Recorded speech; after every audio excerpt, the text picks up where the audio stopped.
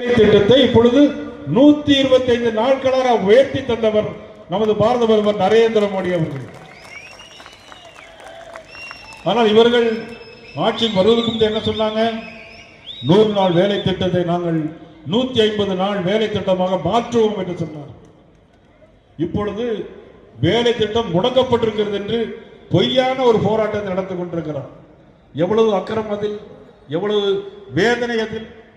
இப்பொழுது என்ன சொல்லியிருக்கிறார் பாரத பிரதமர் சொன்னா, எல்லாரும் 100 நாள் வேலை திட்டம் பயோமெட்ரிக் முறையில் வேலைக்கு போகும்போது எல்லாரும் அவங்க பிங்கரை கொண்டு அதில் வைக்கணும். அப்போ திருட்டுத்தனம் பண்ண முடியாது, பணத்தை திருட முடியாது, அதில் ஊழல் இருக்காது.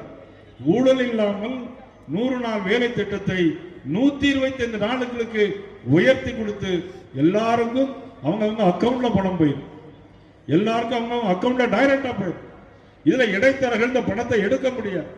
இது இடைத்தரகர்கள் திமுகவினர் எடுக்க முடியாது என்கின்ற ஒரு நல்ல கெட்ட எண்ணத்தில் இப்பொழுது போராடுகிறார். பொய்யை சொல்லுகிறார். எதெடுத்தாலும் பொய் தான். பொய்யை சொல்லி சொல்லியே ஆட்சிக்கு வந்தவர்கள் இப்பொழுது மறுபடியும் பொய்யை சொல்வதற்காக ஒரு தேர்தல் அறிக்கையை இன்னைக்கு தயார் பண்ணி கொண்டிருக்கிறார்கள்.